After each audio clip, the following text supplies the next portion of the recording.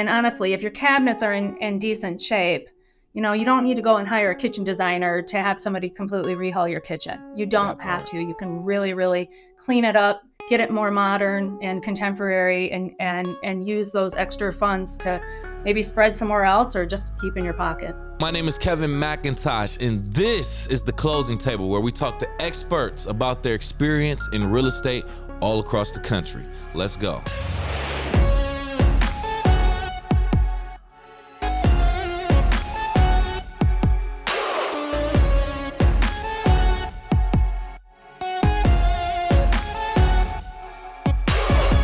Hey, how you doing? Welcome back to the Closing Table. I am your host, Kevin McIntosh, and of course, we have a very top producing, successful real estate agent joining us today, Kelly Hude. How you doing, Kelly? I'm doing well. How are you? I'm doing good. Thanks for asking. I appreciate that. Let's go ahead and start things off with a quick game. Have a little bit of fun. First and foremost, I got a game called This or That, if you want to call it a game.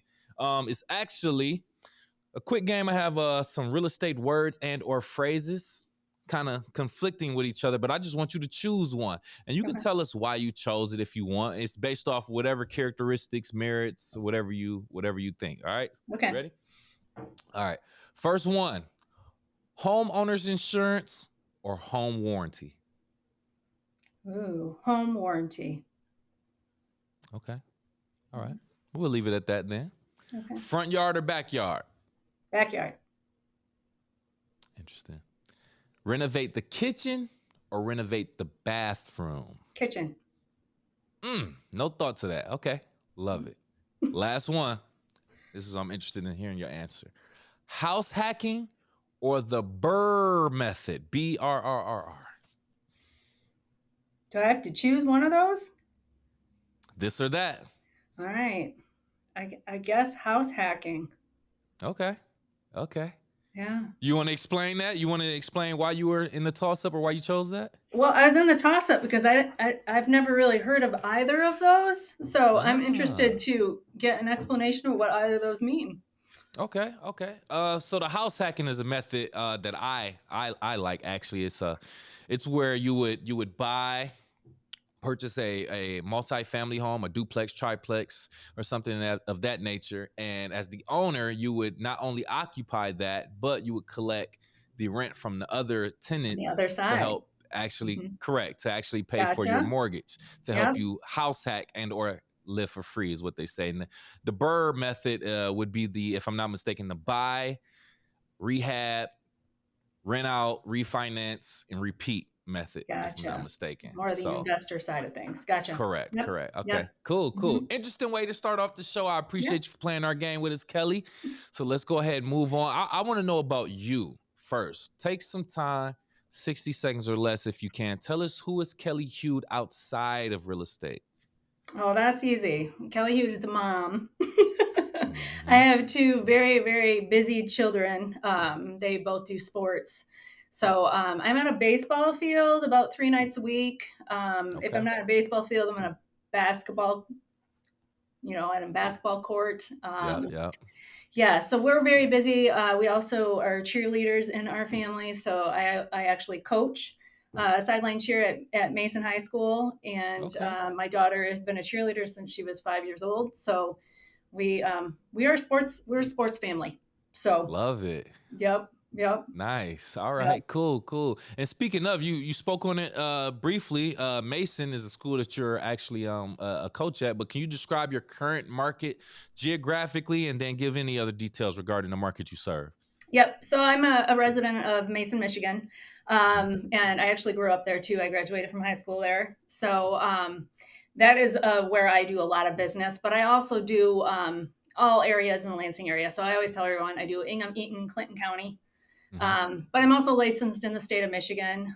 So I've done real estate actually all the way up into the UP area. Mm. And I have a lake property up in Lewiston, Michigan. And so I've actually sold three or four properties up in Lewiston too, just because people know I'm a licensed agent and I get up there and they want to buy an investment property near a lake. And I actually end up having to be there. So yes, full state of Michigan, but my primary areas, of course, are around my hometown, which is Ingham, Eaton, and Clinton County. Got you. Got you. Okay. Interesting. Interesting. So let's get into the nitty gritty of it, right? So, I to start off, if you can, I want you to kind of put a little bit perspective into the importance of inspections first and Sure. foremost, because I mean, nowadays with us being in the seller's market, you can often see people doing different types of contingencies, reverse contingencies, and all of that nature. Inspections being one of them that people will either not even do, they would just cut it out, or they would do like a pass fail inspection, which I found out more about it. But can you explain the process of inspections and how it works in the negotiation process, especially in today's market? Sure, sure. Things have changed so much. I've been doing this for 20 years, and it's just it's so different as far as inspections go, and who writes inspections, who doesn't. All of us agents, we're all independent contractors, so we all do things very differently. Mm. But I mean, even if I take you back to 2021, where I mean, we had all lost our minds. We were offering, people were making offers that were just crazy. I Um, know. and but even through that time, the importance of a home inspection to me is just it's something that I don't advise anyone to waive. Right. It's the most important part of the process, in my opinion. It really is the informational part of the process for the buyer in regards to what they are buying. It gives them a bill of health on the home, gives them an opportunity to have an ease of mind. So when they hit the next step, which is spending money, I mean, this is the biggest important, investment that somebody's going to make. So, for me, it's just like, even in that challenging market, I never ever advised anyone to skip a home inspection unless I'm like working with a licensed builder who can do his own home inspection. But other than that, Mm. I never went that route. I have to sleep at night, and I want to know when my client gets in their home and lays their head down on their pillow at night that they are happy with what they've purchased and not wishing that they didn't do a home inspection. So, but on the other side of it, I'm a big listing agent. So, when I'm representing my sellers and I get a cash offer with no inspections, I'm Yep. gonna go to my seller. I'm gonna go, hey, there's no inspections. Next step is closing.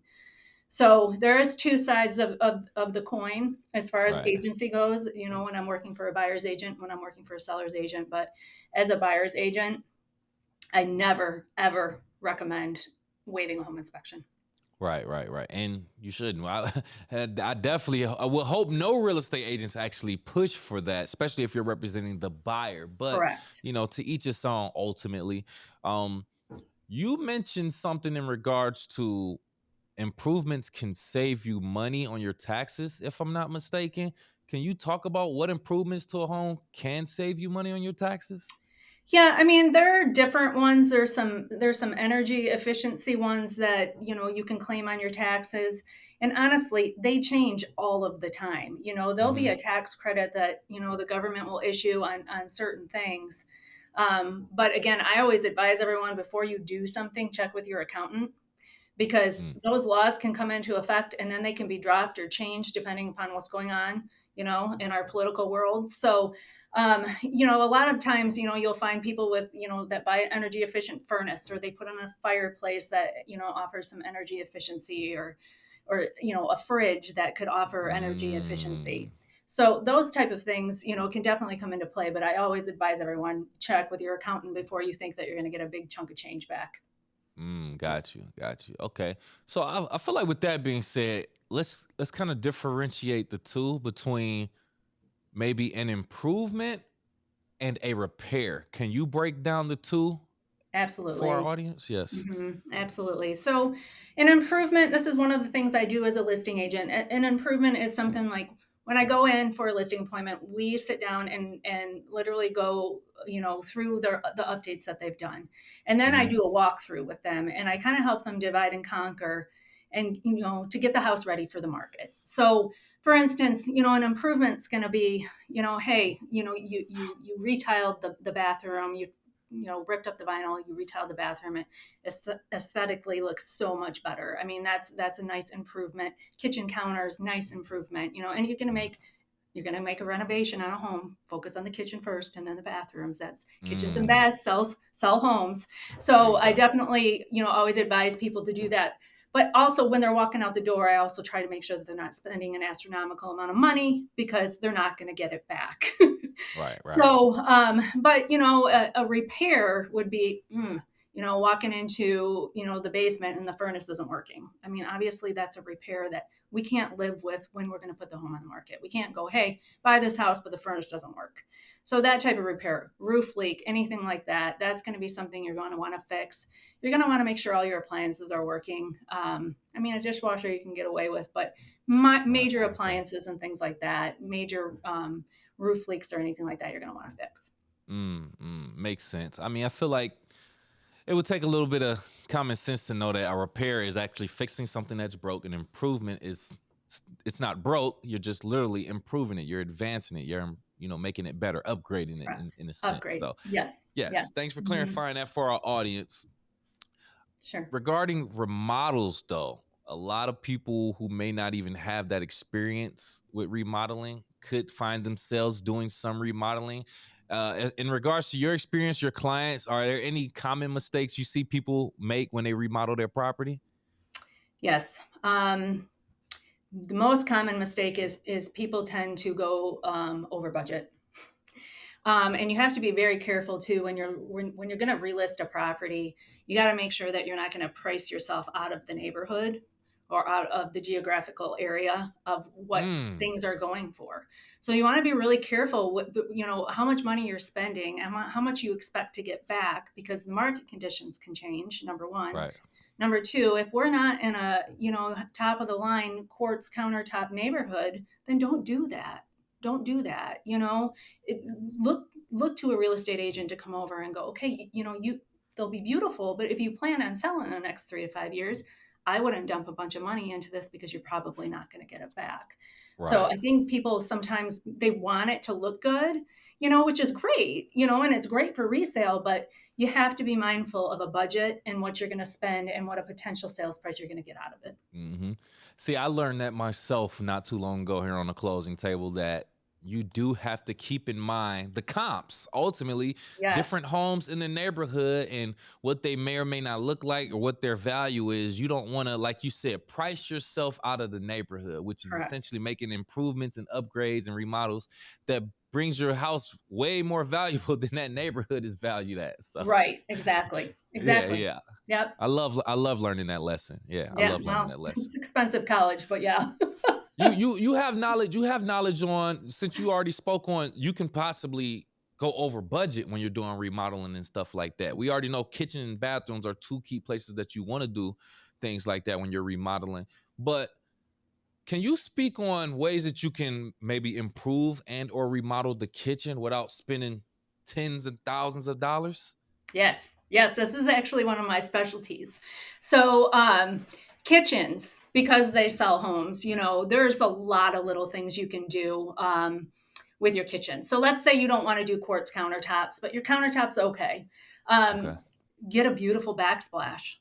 A beautiful backsplash can dress Mm, up that kitchen like that. It really makes a difference. Changing your hardware, taking out the brass and putting in rubbed oil bronze or, a brushed nickel instead of, the brass. okay. That can help. Fixtures, your overhead fixture in your kitchen, changing that out. And then also just, you can paint your cabinets. Instead of going and buying all new ones, just paint them, paint them white and change your hardware, take your backsplash, update that up, maybe even a new faucet. You're Mm, looking at like, a couple $1,000 versus an $8,000, to shoot $15,000 kitchen remodel. So, yeah. but it's amazing what those little touch ups, little paint, you can go to Lowe's and get a backsplash and do it yourself. I mean, if I can do it, you can do it. Okay. So all of those things, just aesthetically, when people walk in, they want to see that cosmetic stuff. I mean, it's one of those selling points where when people walk in and they're like, "Oh, this looks nice," not, "Oh, this is a big project," and that can change whether they pull the trigger on an offer or decide to wait and look at something else. I'm so glad you said that because when I think of when someone says, "Hey, we're remodeling the kitchen or we're remodeling the bathroom," I'm thinking, "Wow, I guess nobody can go in the kitchen. It's about to be so much construction and everything new." But I like how you break that down. It could be something as simple as replacing a sink. Put Yep. something in there. Put the backsplash back there, or changing out the cabinets and things like that. So you don't have to add crazy amounts of money to it or No. take out a loan. It can be something that you can even do yourself. Yeah. That's what I like. That's what I Yeah. actually like. Yeah. Yeah, I mean, you can do so much on YouTube now Oh and yeah. Googling things on how to do it. And honestly, if your cabinets are in decent shape, you don't need to go and hire a kitchen designer to have somebody completely rehaul your kitchen. You don't That have part. to. You can really, really clean it up, get it more modern and contemporary, and use those extra funds to maybe spread somewhere else or just keep in your pocket. Right, right. And I would assume it'll be the same thing with the bathroom, right? Yeah. You don't necessarily have to tear the floors up and stuff like that. You can probably Mm-mm. replace the vanity, Or paint and the things like vanity. that. Yep, Yeah, yep. paint the vanity. Get a nice new shower curtain to clean up the way those photos look. Vinyl flooring, even if it's not a very nice floor, you rip that up. You can go get a piece of vinyl for pretty cheap and put it in Wow. yourself. So Mm, mm. Let's get back to the fact that you've been in Mason pretty yeah. much the majority of your life, a Mason resident, 20 years experience in real estate. Let's talk about the changes that you might have seen in real estate over those last few years and how they may have benefited the buyer and or the seller. Yeah, that's a big question right now. So our market so I started actually selling real estate in 1999 and actually started in Seattle, Washington. That's where I got Oh, okay. licensed originally. And then I moved back home to Michigan in 2004. So the market was just still pretty strong here in '04. Hmm. We were still pretty much kind of in a seller's market. And that was pretty strong until about 2006, the end of 2006. So Hmm. so for those of us that have been in the business for this long, we lived through, I always tell everybody, if you survived '07, '08, '09, Yeah. 2010, and you still have your hair, you're doing pretty good. The So hair part, that's funny. that was just a very interesting time. So during that time, of course, when we flipped over into that buyer's market, our buyers were grabbing some pretty good deals. Hmm. Values dropped significantly in the Lansing area. There were some areas that were over 50% drop in value. So that was Sheesh. a great time for investors to come in, pick up, investments.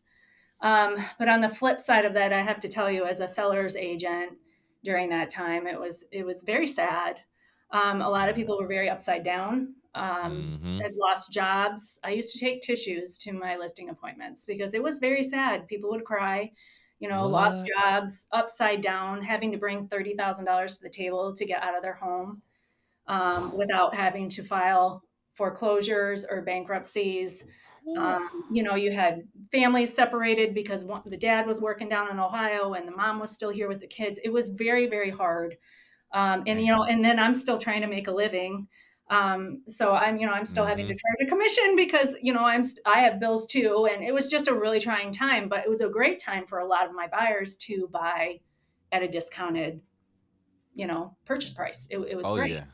Oh And yeah. then as we travel through time and get to, I would say about 2017 is when the market started to flip back over into a seller's market where we had Dang. a lot of demand and as not as many houses.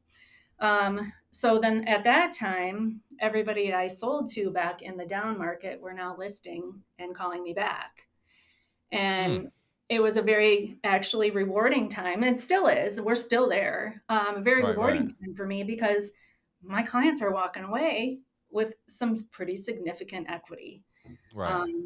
50, $60,000 was not, it's not an uncommon profit for buying real estate in a down market and then selling in an up market. Correct. So, and so when we flip over into the seller's market, the sellers are in control. The buyers want houses and there's not enough of them.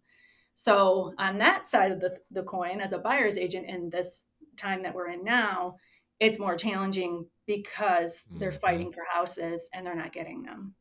And they're Hmm. writing over offers and they're not getting them. So it's, on that side, on the list side, it's delightful right now. But on the buy side, it can be really heartbreaking too, because people are, looking for a house for a year and writing great offers and not winning a bid. So, Right. Oh man. Yeah. See, I was in high school during that time of the '07, '08, '09, Yeah. housing crisis and stuff. So, and it's crazy because, my mom was actually, someone who was involved in that whole, process of the subprime loans and things of that nature. So Yep. I remember it, but obviously I didn't know anything to the extensive knowledge that I know now. So but Mhm. yeah, the fact that you were on the real estate side of that, the professional side, and you saw both. You saw the Oh, yeah. emotions. You saw the buyers taking advantage and the sellers, having the downfall of it, and then you get to see the other side. That Yes. is amazing to me. And the fact that you said it didn't really turn into a seller's market until 2017. I didn't know it took that long. I had no Yeah. idea. Wow. It's generally a 7 to 10-year cycle is when you start flipping over, Mm.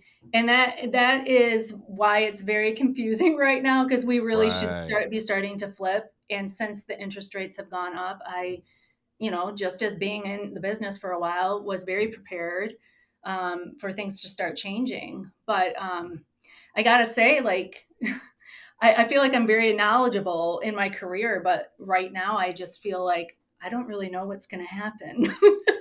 Yeah. Because things are just I expected things to start flipping, but we're still in an extreme um, seller's market, high demand for houses and very little inventory. Yeah, So yeah. stay tuned. Literally, I don't know. literally economic uncertainty right now for sure. Right? Yeah. Yeah. Well, even when COVID hit, I expected things to immensely change during that Mm. time because of the economic uncertainty, Right, and right, right. just the world was upside down. I mean, let's not Mhm. sugarcoat it. It was pretty Mhm. crazy. Oh yeah. But it did not affect our market. It almost made it a little bit more intense. We had a short period of time where we did not work. We were not allowed to show Yeah. homes. Yep, yep. Oh So man, what a I time. Oh, it was crazy, and I'll never forget the first day that they said, "All right, you guys can go show," but, we had to wear masks, gloves, whatever. It's fine, try to protect everybody's health. Mhm. And I started showing homes at, like, 7:30 in the morning, and I think I got done at 10:30. That's Ooh, how it much was backed up. consistent all day like that? Oh my It goodness. was so backed up because we couldn't see anything. So I had written Yeah, offers yep, yep. subject to an actual visual walkthrough with my client.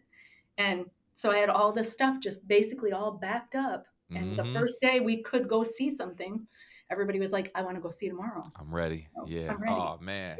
Oh man, what a time for real, Yeah. for real. Yeah. I Okay, feel like so I could Kelly, write a what book. with you being so familiar with the Mason, Michigan area, I mean, you have deep roots there. You went to high school there. Your family's there. How are you leveraging this your deep roots, your connection to that area to help you find your clients their dream home? Yeah. I obviously know a lot of people. I've Mm-hmm. also developed just relationships with people over time, but I think, I have family there. So, of course, deep roots run deep, and my sisters and everything are from the community too. So, I've worked with some of their friends. It's funny though. A lot of what has developed in my community, I think it more is just past referral clients, just working with people in the community and just building it, a lot of it on my own, just with a good reputation. So that has helped a lot. My involvement, I think, with school sports has helped a lot. Right. My Right. my father was very involved with Mason High School sports, so I've met a lot of people. My nephews are really active in the football community, and I mean, I sponsor golf, outings for the football team. I've donated, funds to Mason Athletics, just across the board. I usually try to donate something every year for that, just because I think it's really, really healthy for the kids to be involved in extracurricular activities. But you know, um, over the years, just knowing people, knowing other Yep. parents and other moms, school teachers. I've helped a lot of school teachers um, find homes, and then again, just I think the referrals from a positive experience has really helped develop, my presence in the community. Gotcha, gotcha. Yeah, it makes sense. Use that to your advantage. All your relationships, your connections, that's what it's really about. In Yeah, almost any industry for that matter, too. So absolutely. Yep, great. yep. If anybody tells you in sales that personal relationships don't matter, They do. I know, right? They're not winning, clearly. So, Yep. Yeah. well, thank you so much, Kelly, taking time out of your very, very busy schedule to sit here with us on the closing table and share your knowledge first and foremost. Right now, if you have any last words and or want to tell the people how they can reach out to you, please do so now. Sure.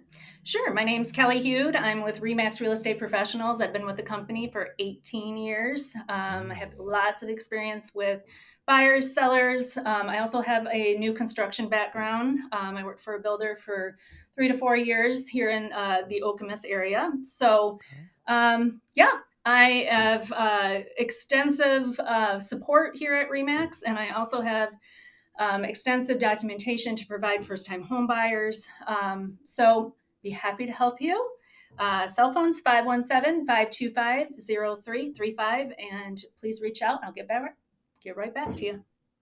Beautiful. Thank you so much, Kelly. We appreciate you giving us some great game and dropping some gems right here on the closing table. For our YouTube audience watching right now is your opportunity to hit that like button, please, and thank you if you gotten this far in the video. Also, make sure you share and subscribe to our channel. And if you are listening on Apple, Spotify, or any other podcast platform, please do the same. Give us a like, a 5-star rating, and also subscribe for our latest content. Kelly, I'm going to leave our audience with a question and have them thinking, right? Audience, buyers specifically, is it a deal breaker if you purchase a home that appeared to have dogs and or animals within that home, that property with the previous owner?